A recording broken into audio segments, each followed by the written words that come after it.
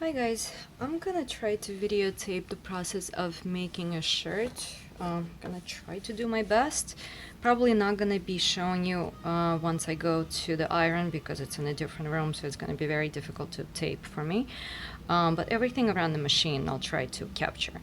So right now I'm gonna make a template for the pocket before I go to the iron to shape it.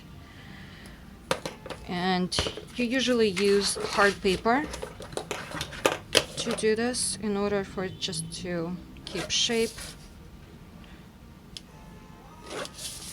You're gonna cut this out and use this to shape your pocket more precisely. I have my template cut out and I have my pocket.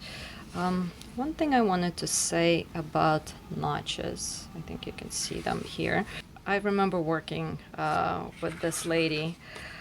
I'm still really good friends with her, but she used to say notches are the eyes of a sample maker. And I have to say that I still think about this every time I cut something out and notching it, because it's true. You literally will not be able to see anything without notches. So what I'm gonna do now, I'm gonna go to the iron, place the template, and literally do all the iron work. And it's gonna help me keep the pocket edges really nice and straight.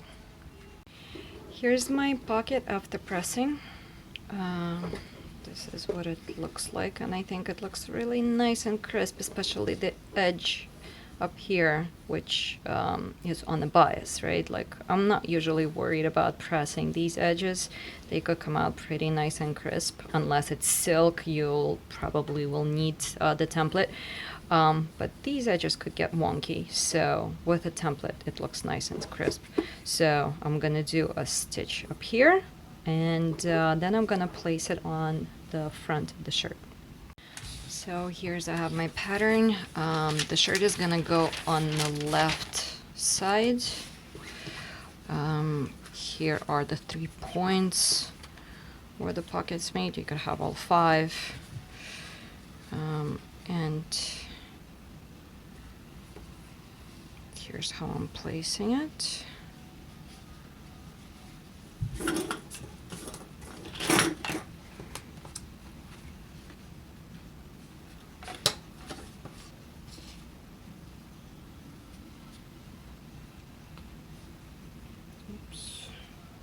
Oh, this could be boring. By the way, I chose the most difficult fabric to work with.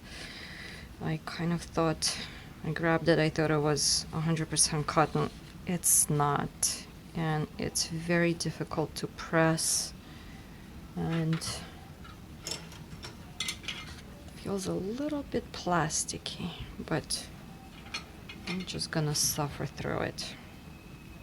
So I have the shirt.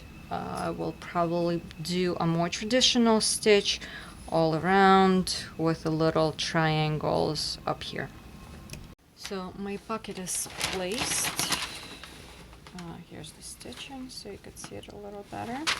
And now I'm gonna go to the iron and I'm going to form the plackets on both sides. And usually this is the way I like doing my plackets. It's pretty easy. It's part of the pattern. It's not a cutout placket. Of course, it doesn't work for every design, but if it's a white shirt, it's probably the best thing you can do. You fold it once, you fold it a second time. This is your center front, and you have a placket on both sides, and it's the same, left and right. I have the placket pressed, my pocket is placed. Now, one of the things that I really wanted to show you guys is this is my favorite tool, and how I'm going to use it. So for this shirt, for this design, I needed to make a facing, and the facing has a pretty extreme curve, and you'll see as I go along why I did this, why it's not just a regular fold. So what I need to do now is I need to make sure that this is pressed 1/4 inch. Yes, I can go to the iron and do this, but usually what I like to do, so it's completely uniform, is to use this tape. It's a band roll. This one is 1/4 inch, what I need, and what I'm gonna do is I'm gonna take the inside edge portion of this facing. I'm gonna stitch with really large stitch this around, then I'm gonna press it, I'm gonna remove the stitch, and then I'm going to be able to place it to the shirt, and it's going to be, again, nice and uniform curve. Band roll is attached to my facings. I'm actually doing all of them at the same time, so it's 2 fronts and there's another one in the back as well. It's one of the largest stitches on my machine, and you do it on the face side of your garment, and then you turn it, and this is gonna help us keep everything in place and help us press. And it's pressing exactly that same amount. By the way, when you're stitching, of course, you don't want to go over these teeth, like you have to be at the edge of these teeth, and pretty much uniform all around. Now the tape is not really flexible, but it's flexible enough to make this curve. And by the way, it's going to be on the bias, and it's only 1/4 inch. So once I'm going to press it, I'm going to show it to you what it looks like, but it's going to be just a nice smooth curve.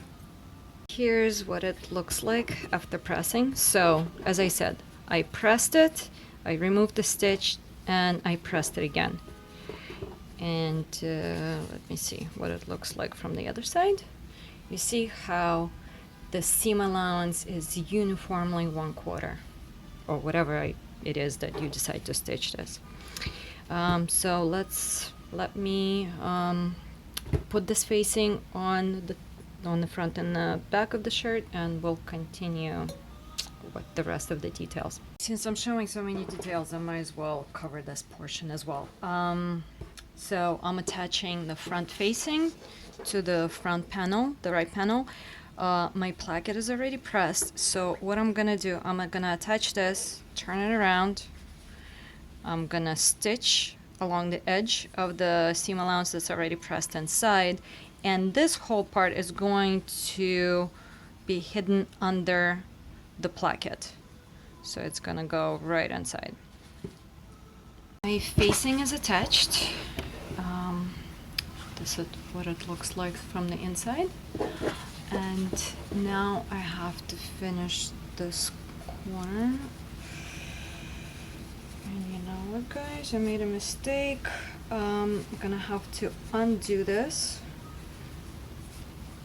give it a stitch, a 1/4 inch stitch, and then turn it inside out. Basically, it's gonna look like this.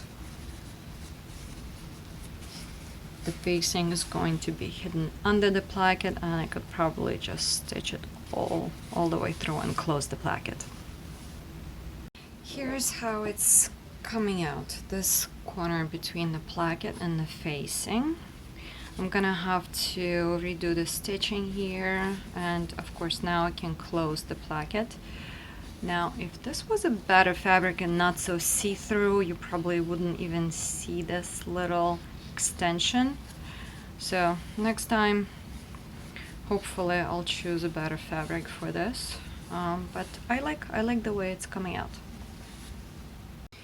Here you can see that my fronts are finished. I actually did the back already. But to continue with the front, I stitched all along the placket, so it's closed. I kind of like fixed the stitching here. And what I did with the back, I have a deep pleat here. I have this little detail on my yoke, which is placed on one side, and it's pretty basic here. You are just sandwiching the main part of the shirt to the placket. And now I'm just gonna give this a little stay stitch along the line here, and I have both my front and back ready, and I can start putting it together, and I can start working on color as well.